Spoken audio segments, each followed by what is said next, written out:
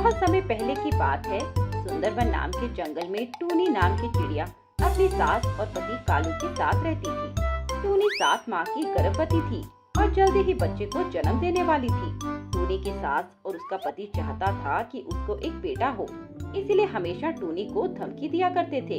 ए टूनी, मेरी बात कान खोल कर सुन ले, मुझे एक पोता ही चाहिए और अगर तू मुझे पोता देने में नाकामयाब हुई तो मैं तेरा मार मार कर वो हाल करूंगी कि तेरी सास पूछते भी तेरा चेहरा नहीं पहचान पाएंगी। हाँ माँ सही कह रही है। पर माँ जी, ये सब तो मेरे बस में नहीं। मेरे चाहने या ना चाहने से कुछ भी नहीं होगा। वो तो जो ऊपर वाले की मर्जी है वही होगा। ए चुप रह, और जितना तुझसे कहा जा रहा है चुपचाप सुन ले। अपना ये ज्ञान जरा कम बांट, समझ आई ना? सुन बेटे कालू, ये सब बातें करना छोड़, चल हम इसे डॉक्टर सोनू के पास ले चलते हैं। वो हमें बता देगा कि इसके पेट में क्या पल रहा है। वे दोनों टूनी को डॉक्टर सोनू के पास ले जाते हैं और उससे कहते हैं, डॉक्टर साहब, मुझे पता करना है कि इसके पेट में बेटा है या बेटी। बदले में मैं आपको मुंह मांगी कीमत देने को तैयार हूँ। अरे पागल तो नहीं हो गए? क्या मेरा क्लिनिक बंद करवाना चाहते हो? जानते नहीं ये सब गैर कानूनी है। अगर पुलिस को खबर चली गई तो मेरा लाइसेंस कैंसिल हो जाएगा और मुझे जेल हो जाएगी। देख, मैं तुझसे प्यार से कह रहा हूँ, मुझे बता कि इसके पेट में बेटा है या बेटी, नहीं तो मैं तेरा ये क्लिनिक अभी तोड़ दूंगा और तुझे भी मार दूंगा। समझ आई मेरी बात? चल जल्दी बता। कालू डॉक्टर सोनू पर बहुत दबाव बनाता है, जिस कारण मजबूरन डॉक्टर सोनू को टूनी की जांच करनी पड़ती है और डॉक्टर सोनू टूनी की जांच करते हैं और ये देखकर हैरान रह जाते हैं। अरे ये क्या, ये कैसे हो सकता है? सोनू को हैरान देख गौरी उससे पूछती है, क्या हुआ डॉक्टर साहब, आप इतना हैरान क्यों हो गए? क्या सब ठीक तो है? कहीं बेटी तो नहीं? बेटी ही है, और वो भी एक नहीं 12 बेटियां। जी हाँ, सही सुना आपने, आपकी बहू के पेट में 12 बेटियां हैं। 12 बेटियों का नाम सुनकर गौरी और कालू दंग रह जाते हैं। उन्हें तो विश्वास ही नहीं होता। डॉक्टर, आप सच कह रहे हैं? एक बार फिर से देख लीजिए। अरे मैं अच्छे से जांच करने के बाद ही कह रहा हूँ, आपकी पत्नी के गर्भ में 12 बेटियां पल रही हैं। यह सुनकर गौरी को बहुत गुस्सा आ जाता है और वह टूनी से कहती है, अरे तेरा सत्यानाश हो, 12 चिड़ियों को जन्म देकर यह मेरे बेटे को कंगाल बनाना चाहती है। नहीं नहीं, मैं ये बिल्कुल नहीं होने दे सकती। माँ, अगर इसकी 12 बेटियां दुनिया में आ गई तो वो हमारा जीना हराम कर देंगी और उनकी शादी में मुझे कितना दहेज देना होगा, मैं तो बर्बाद हो जाऊंगा। हाँ मेरे बेटे, मैं समझ सकती हूँ, पर तू डर मत, मैं हूँ ना। ए डॉक्टर, तू इसकी सारी बेटियों को मार दे, मैं तुझे मुंह मांगी कीमत दूंगी। नहीं नहीं, हरगिज नहीं, तुम लोग मुझसे पहले ही अपराध करा चुके हो, अब और नहीं। ठीक है, हम इसका जुगाड़ कर लेंगे।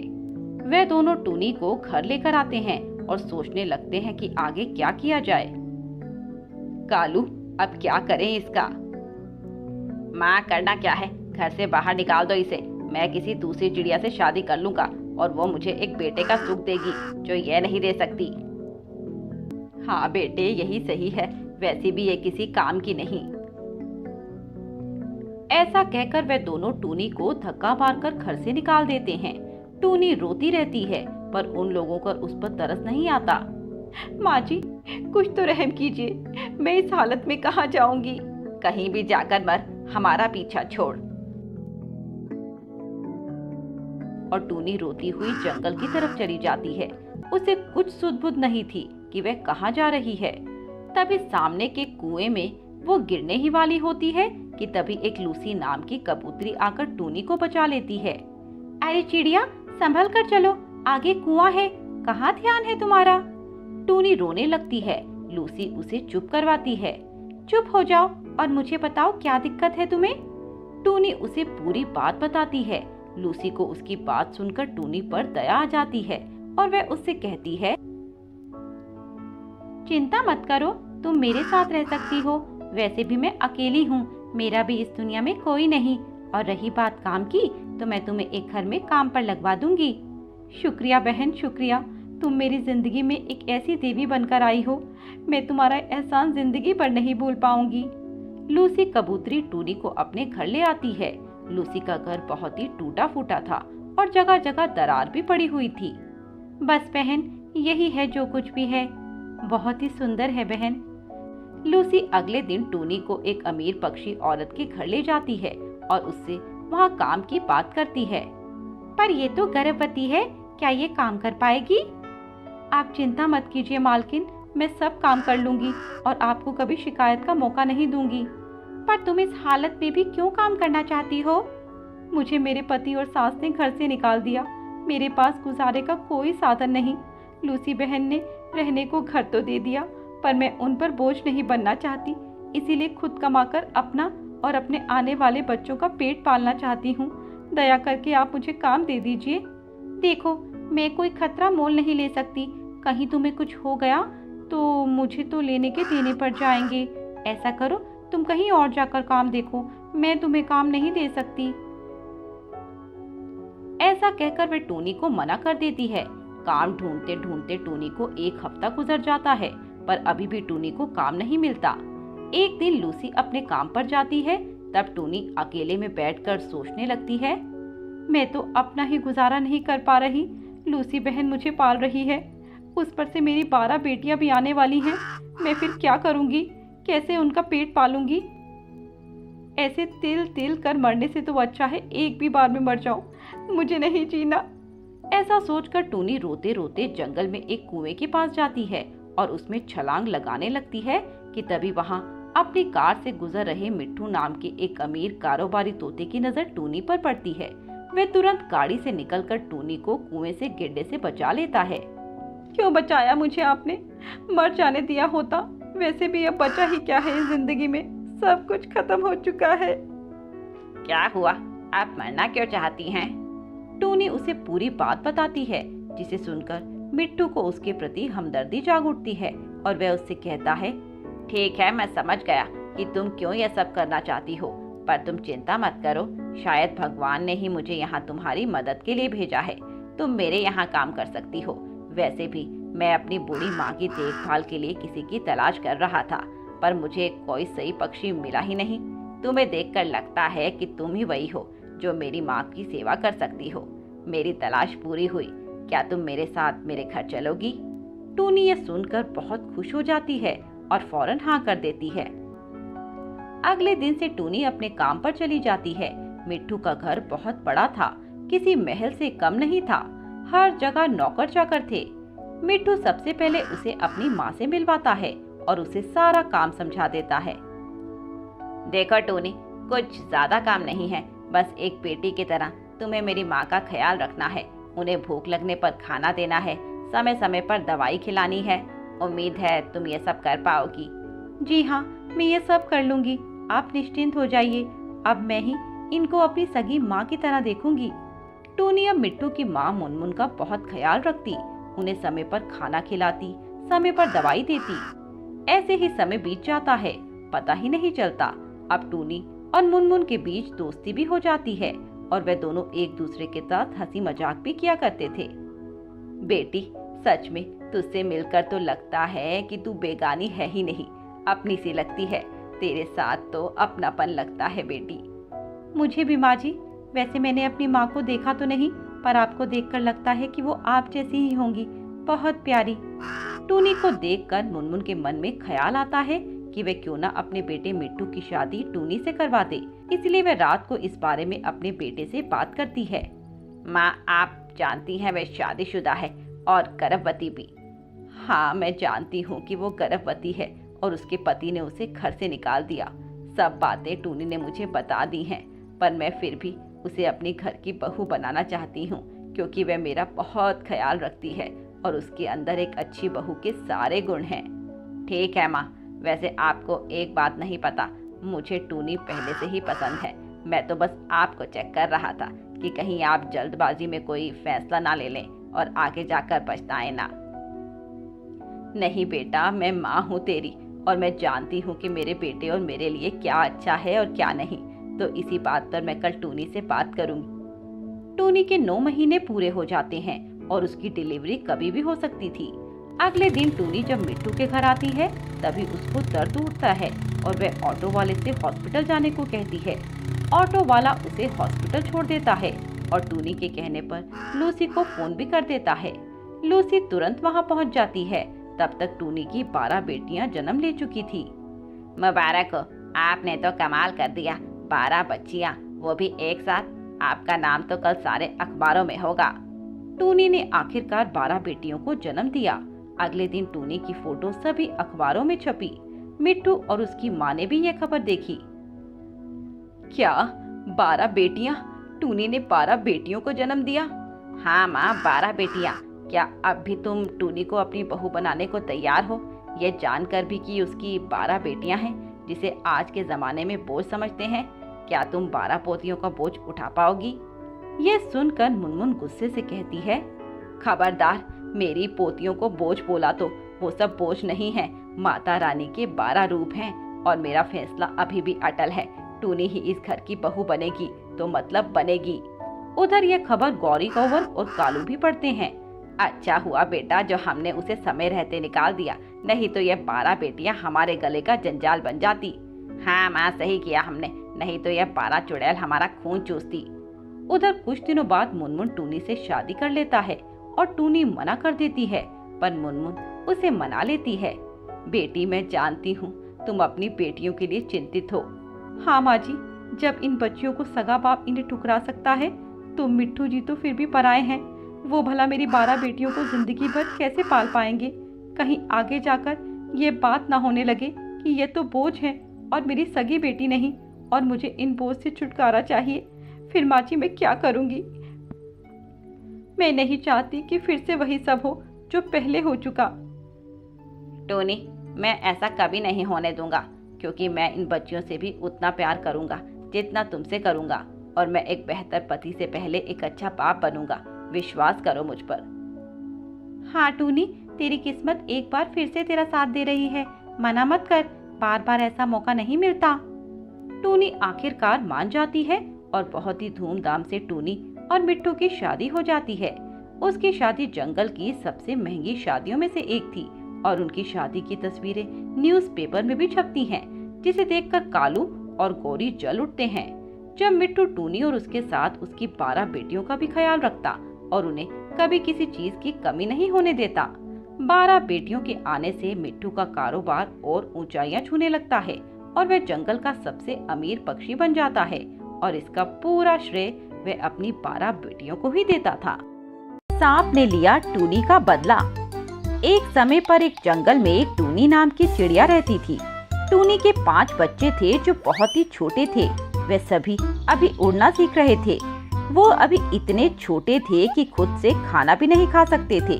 टूनी ही उनके मुंह में दाना डालती थी, पर अब सारा खाना खत्म हो गया था। इसीलिए टूनी दाना ढूंढने के लिए जाती है और अपने बच्चों से कहती है, बच्चों, मैं तुम्हारे लिए दाना ढूंढने जा रही हूँ। तुम इस घोंसले में रहना, बाहर मत खेलना। इस जंगल में बहुत खतरनाक जानवर हैं। नहीं माँ, आप बेफिक्र होकर जाओ, हम यहाँ से कहीं नहीं जाएंगे।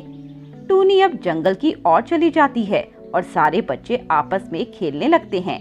तभी वहाँ पेड़ पर एक बाज आकर बैठ जाता है और उन बच्चों को खेलता देखकर खुद से कहता है,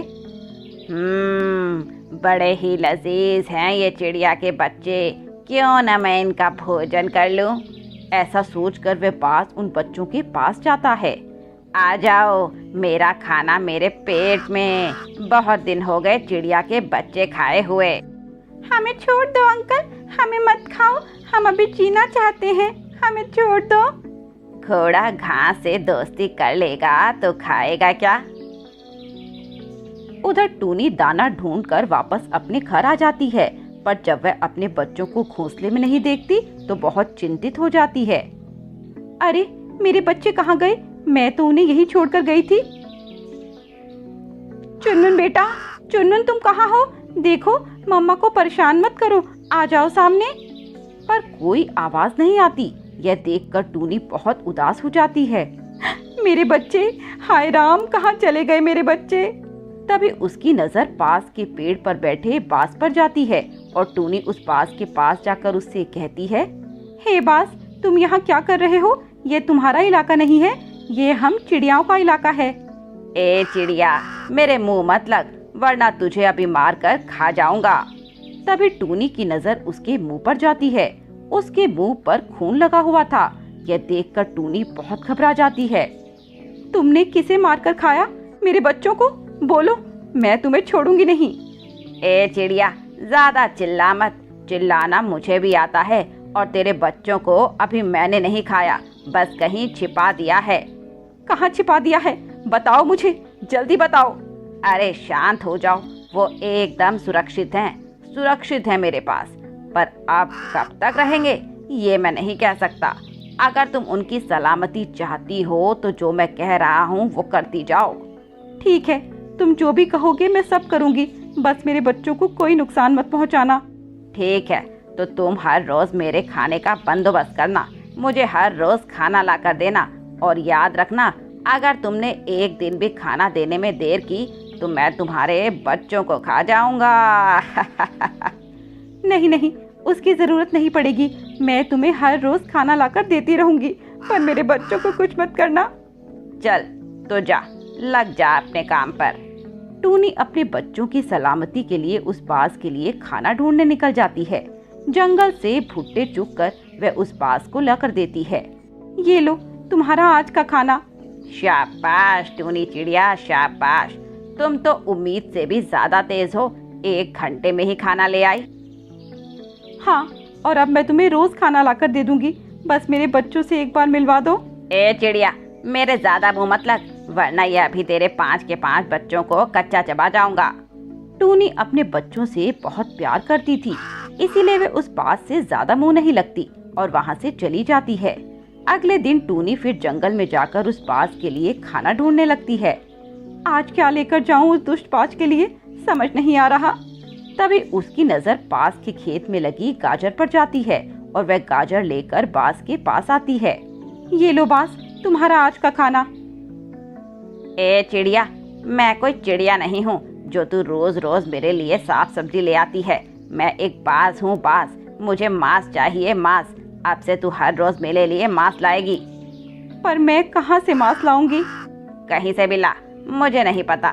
नहीं तो तू जानती है मैं तेरे बच्चों के साथ क्या करूँगा। बाज टूनी को उसके बच्चे मारने की धमकी देता है, इसीलिए टूनी को मजबूरन उसकी मांग माननी पड़ती है।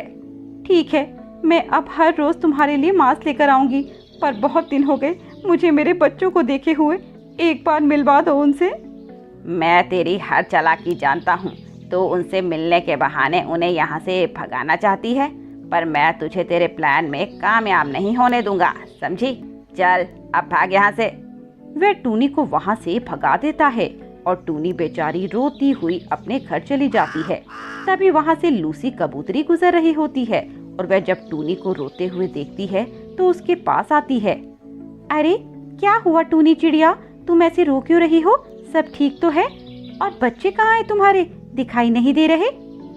अब मैं क्या बताऊं लूसी बहन, उस दुष्ट बाज ने मेरे बच्चों को अगवा कर लिया है और वो मुझे धमकी दे रहा है कि अगर मैं उसकी बात नहीं मानूंगी तो वह मेरे बच्चों को मार देगा। क्या? पर ये सब कब हुआ टूनी बहन? एक दिन मैं दाना चुगने बाहर गई थी, जैसे ही वापस आई तो वह बाज उन्हें अगवा कर चुका था। अब मुझे मेरे बच्चों को बचाने के लिए उसे हर रोज मांस देना होगा, नहीं तो वह मेरे बच्चों को मार देगा। अरे नहीं नहीं, हौसला रखो टूनी चिड़िया, हम तुम्हारे बच्चों को बचा लेंगे। चलो मेरे साथ, मेरे पति हमारी मदद करेंगे। लूसी कबूतरी टूनी को अपने साथ अपने घर ले जाती है और अपने पति को सारी बात बताती है। तुम चिंता मत करो टूनी बहन, हम हैं ना तुम्हारे साथ। हम तुम्हारे बच्चों को उसके कब्जे से निकाल लेंगे। पर कैसे सोनू भाई, आप उस बाज को नहीं जानते, उसे पता चला कि हम उसकी जासूसी कर रहे हैं तो वह उन्हें मार डालेगा। मेरे पास एक प्लान है, ध्यान से सुनो। टूनी बहन, तुम कल उसे उसके घोंसले से थोड़ी दूर ले जाना, चाहे जो भी बहाना बनाना पड़े। फिर पीछे से हम तुम्हारे बच्चों को घर से निकाल लेंगे। ठीक है, ऐसा ही करते हैं। अगले दिन टूनी उस बाज के पास जाती है, साथ में सोनू और लूसी भी थे, पर वह दोनों पेड़ के पीछे छुपे हुए थे। टूनी चिड़िया, तुम आ गई, चलो लाओ मेरा मांस का भोजन। माफ करना बाज भाई, पर मुझे एक मांस का टुकड़ा मिला तो है, पर वो किसी गीदड़ का था, इसीलिए मैं उसे नहीं ला सकी। बहुत भारी था ना, इसीलिए। एक बार तुम मेरे साथ चलो ना, चलकर उसे खा लो। मांस के बारे में सुनकर बाज के मुंह में लालच आ जाता है और वह टूनी से कहता है, अच्छा गीदड़ का मांस, वो भी बहुत सारा। तो चलो ना यहाँ से, यहाँ क्यों खड़ी हो, कहीं और कोई ना खा ले उसको। हाँ हाँ चलो भैया, जल्दी चलो। सोनू और लूसी उनके जाते ही बाज के घर की तलाशी लेने लगते हैं। पूरा घर तलाशने के बाद भी उन्हें कुछ भी हासिल नहीं होता। सोनू जी, बच्चे कहाँ हैं? लूसी, मैंने पूरा घर देख लिया, बच्चों का तो नामो निशान नहीं है कहीं पर भी। पर लूसी, अगर ऐसा हुआ तो टूनी तो पूरी तरह टूट जाएगी। पर मुझे तो यही लगता है कि वे बाज उन बच्चों को पहले ही मार के खा चुका है और टूनी को डरा कर अपना काम निकलवा रहा है। फिर तो ये बात हम टूनी को जल्दी से जल्दी बताते हैं। लूसी और सोनू जल्दी से उड़कर टूनी और बाज के पीछे जाते हैं। वहाँ वे बाज मजे से गीदड़ का मांस खा रहा था। तभी सोनू और लूसी टूनी को इशारा करके अपनी तरफ बुलाते हैं। टूनी उस बाज से बहाना बनाकर वहाँ से आती है। हाँ बोलो लूसी बहन, मेरे बच्चे मिले क्या? कहाँ है वो? टूनी, हम तुम्हें जो बताने वाले हैं उसे सुनने के लिए तुम्हें हिम्मत बांधनी होगी। वे बाज तुम्हारा बेवकूफ बना रहा था। वो तुम्हारे बच्चों को उसी दिन मारकर खा गया था जब तुमने उसे देखा। अभी तो वे तुमसे अपना काम निकलवाने के लिए तुमसे झूठ बोल रहा है। क्या? मेरे बच्चे मर चुके हैं? वे मुझसे दूर जा चुके हैं? हिम्मत रखो टूनी बहन, हम उस बाज को छोड़ेंगे नहीं, उससे अपने बच्चों की मौत का बदला लेकर रहेंगे। हाँ डरो मत, हम हैं ना। पर हम कैसे बाज से लड़ेंगे, हम तो उसके आगे कुछ भी नहीं। डरो मत, मैं एक सांप को जानता हूँ, वह बहुत ही अच्छा है, हमारी मदद जरूर करेगा। अब वे तीनों उस सांप के बिल के पास जाते हैं जहाँ वो रहता था। सोनू अब सांप को आवाज लगाता है। सांप भाई बाहर आओ, हम आए हैं आपसे मिलने। सांप अपने बिल से बाहर आता है। हाँ बोलो सोनू, कैसे हो? आज इस गरीब के पास कैसे आना हुआ? रॉकी भाई, यह टूनी चिड़िया है, इसके 5 बच्चों को जंगल के एक बाज ने खा लिया। बेचारी बहुत दुखी है, इसकी तो एक पल में पूरी दुनिया ही उजड़ गई। आप कुछ मदद करो ना हमारी। क्या उस बाज ने इसके 5 बच्चों को खा लिया? मैं उस पापी को छोड़ूंगा नहीं, बस एक बार तुम उसे यहाँ तक ले आओ। मैं उसे ले आऊंगी, आप बस उसका काम तमाम कर देना। चिंता मत कर बहन, मैं उस बाज को छोड़ूंगा नहीं। अगले दिन टूनी उस बाज के पास जाती है और उससे कहती है, बाज भाई, आज मैं आपको एक शेर का मांस खिलाऊंगी, चलो मेरे साथ। क्या? शेर का मांस? अरे वाह, चलो चलो जल्दी चलो। टूनी उसे सांप के बिल के पास ले जाती है। कहाँ है टूनी वो मांस? यहाँ है। धोखा, तुमने जो कहा था शेर का मांस मिलेगा, मुझसे धोखा किया तुमने। धोखा मैंने नहीं, तुमने किया मेरे साथ। तुमने कहा कि मेरे बच्चे जिंदा हैं, पर तुम उन्हें मारकर पहले ही खा चुके थे, है ना? हाँ, खा गया था। बोल, क्या बिगाड़ लेगी मेरा? तुझे तो अभी पता लगेगा। सांप ऐसा कहते ही उस बाज को डस लेता है और उसे निगल जाता है। इस तरह टूनी को इंसाफ मिल जाता है। टूनी का बदला वह सांप ले लेता है।